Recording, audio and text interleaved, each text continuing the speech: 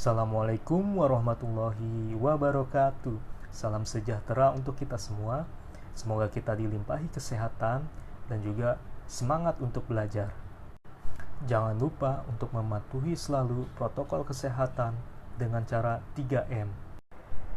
Menggunakan masker, menjaga jarak, dan juga mencuci tangan. Dan selama pembelajaran di rumah, selingi dengan aktivitas olahraga yang teratur dan juga makan makanan yang sehat. Kali ini kita akan melanjutkan part 1 yang mengenai lingkungan, unsur-unsur lingkungan dan apa saja yang ada di lingkungan. Nah, di part kedua ini kita akan membahas satuan dalam ekosistem.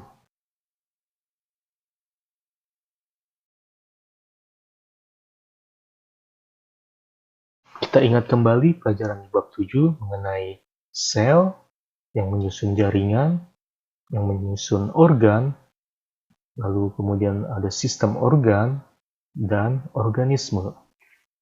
Satu organisme ini memiliki nama lain atau satuannya adalah individu. Individu atau organisme merupakan satuan terkecil dalam sebuah ekosistem. Dan jika individu ini berjumlah lebih dari satu dan berkumpul di tempat yang sama, maka individu-individu tersebut disebut sebagai populasi. Secara sederhana, individu adalah makhluk hidup atau organisme tunggal, jadi cuma satu yang menempati suatu wilayah atau habitat. Contohnya adalah seekor semut, sepohon mangga, ataupun seekor ayam. Nah, sedangkan populasi adalah sekumpulan dari individu-individu yang sesama jenis yang menempati suatu wilayah atau habitat.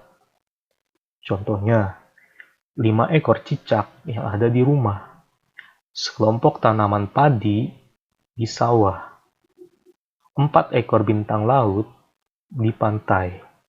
Jadi, untuk dinyatakan organisme itu sebagai populasi, dia harus memiliki atau menempati tempat yang sama dan harus sejenis.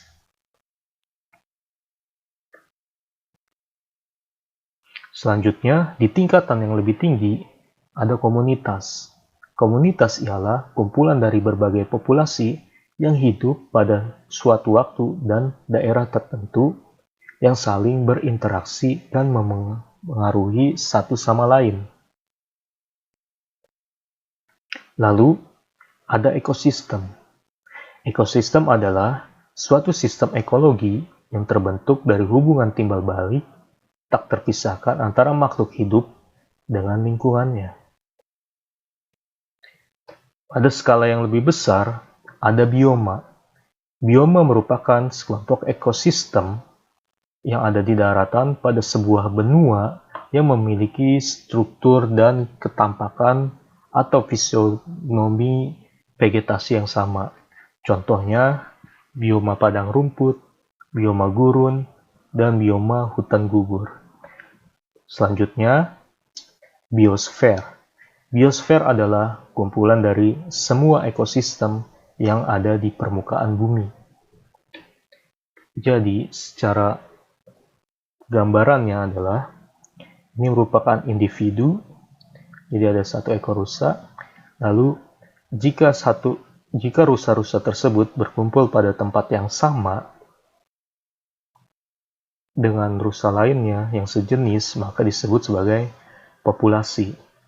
Nah, jika populasi rusa bertemu dengan populasi hewan lainnya dan menempati area yang sama atau habitat yang sama, itu disebut sebagai komunitas. Sedangkan pada tingkatan yang lebih kompleks dan interaksi yang lebih tinggi, itu adalah ekosistem, di mana ekosistem ini terjadi perpindahan energi atau interaksi yang pada tujuan akhirnya adalah keseimbangan. Nah, kumpulan ekosistem-ekosistem yang ada di daratan, di berbagai benua, itu disebut sebagai bioma. Dan kesemua ini yang ada di permukaan bumi adalah biosfer. Cukup sekian penjelasan singkat mengenai satuan dalam ekosistem. Kita akan lanjutkan pelajaran berikutnya mengenai pola interaksi dalam ekosistem. Selamat belajar, dan untuk memudahkan kalian lebih memahami materi ini, silakan kalian kerjakan pada soal ataupun tugas yang akan diberikan. Terima kasih. Wassalamualaikum warahmatullahi wabarakatuh.